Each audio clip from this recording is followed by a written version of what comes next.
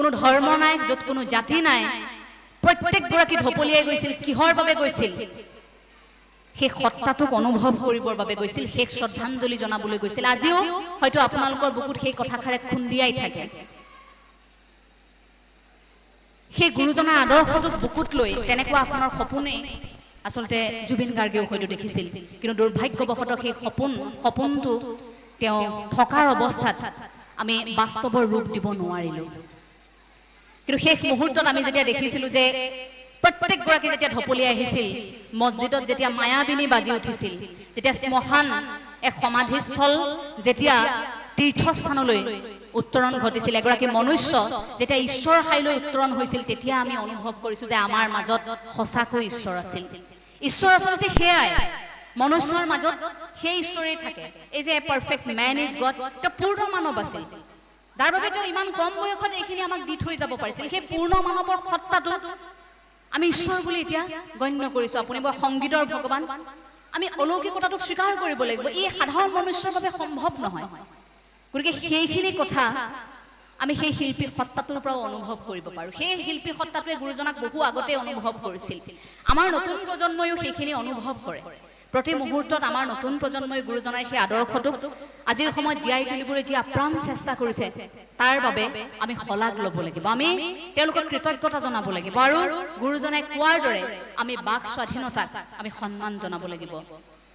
আমি বাক স্বাধীনতা আৰু ধৰ্ম নিৰপেক্ষতা গুৰুজনাৰ আটাইতকৈ ভাল লগা আদৰ্শৰ এটা ভাল লগা দিশ। কাৰণ গুৰুজনাই বাক স্বাধীনতাক সন্মান জনাইছিল বাবে 1522 খ্ৰীষ্টাব্দত মহাপুৰুষ শ্ৰী শ্ৰী মাধৱদেৱক যুক্তিৰে নিজৰ কথাখিনি উপস্থাপন কৰিবলৈ সুযোগ সুবিধা দিছিল। আৰু মহাপুৰুষ শ্ৰী শ্ৰী মাধৱদেৱ শাক্ত ধৰ্মৰ এগৰাকী পণ্ডিত হৈ নিজৰ শাস্ত্ৰজ্ঞান সকলোখিনি গুৰুজনাৰ আগত দাঙি ধৰিছিল, কাৰণ গুৰুজনাই সেইখিনি সুযোগ সুবিধা দিছিল। তাৰ পাছতো গুৰুজনাৰ সেই বাক স্বাধীনতা সন্মান জনাইছিল আন সকলোকে।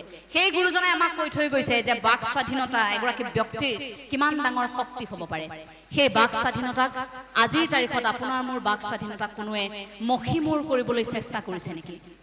সেইখিনি কোনোবাই যদি কৰিব বিচাৰিছে, তেন্তে গুৰুজনাৰ আদৰ্শৰে, মহান শিল্পীসকলৰ আদৰ্শৰে নিৰ্ভীকভাৱে জুবিন গাৰ্গে যেনেকৈ মই কাকো ভয় নকৰোঁ, ঘেণ্টা কাকো খাতিৰ নকৰোঁ বুলি স্পষ্টকৈ পোনপটীয়াকৈ কথাবোৰ ক'ব পাৰিছিল, সেই সাহসটো, সেই বাক স্বাধীনতা, সেই সাহস আপোনাৰ মোৰ মনত নোহোৱা হৈ গৈছে নেকি?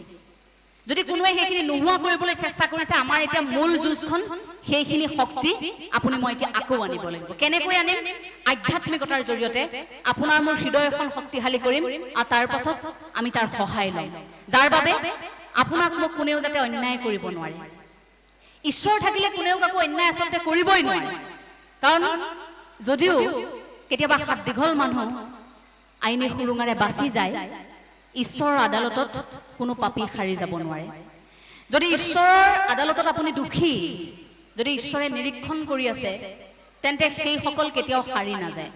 গতিকে আজি এই সেৱাস্থলীৰ পৰা আপুনি মই নিজৰ বাবে নহয়, আমাৰ প্ৰাণৰ শিল্পীগৰাকীৰ বাবে অন্তত এটা সেৱা জনাব পাৰোঁ যে আমি যাক হেৰুৱালোঁ, তুমি যদি প্ৰভু কৃপা কৰিছা আমাক, যদি ভাবিছা যে আমি তোমাৰ সন্তান, তেন্তে এয়া সকলো তোমাৰ ওপৰত এৰি দিছোঁ। এতিয়াতো ঈশ্বৰৰ ওপৰত এৰি দিছোঁ, ঈশ্বৰে সেইখিনি এতিয়া বিচাৰ ল'ব। অসমে যি ন্যায় বিচাৰিছে, জাষ্টিছ ফৰ জুবিন বুলি, সেই 19 তাৰিখৰ দিনটোৰ পৰা আজিৰ তাৰিখৰ সময়লৈকে, এইখিনি সময়লৈকে আমি কান্দিবলগীয়া হৈছে। গতিকে এইখিনি কোটি কোটি জনতাৰ চকু পানীৰ মূল্য ঈশ্বৰে দিব। গতিকে গোটেইখিনি এতিয়া আমি সকলোৱে একেলগে এই মঞ্চৰ পৰা ভগৱন্তৰ ওচৰত আমি প্ৰত্যেকেই সেইখিনিতো কামনা কৰিব পাৰোঁ। কাৰণ জীয়াই থাকোঁতে আমি একো কৰিব নোৱাৰিলোঁ, এতিয়া অন্তত আপুনি মই সেইটো কৰিব পাৰোঁ। গতিকে ঈশ্বৰৰ ওচৰত আজিৰ পৰা আপোনাৰ মোৰ প্ৰাৰ্থনা হ'ব যে ঈশ্বৰে এতিয়া ন্যায় দিব।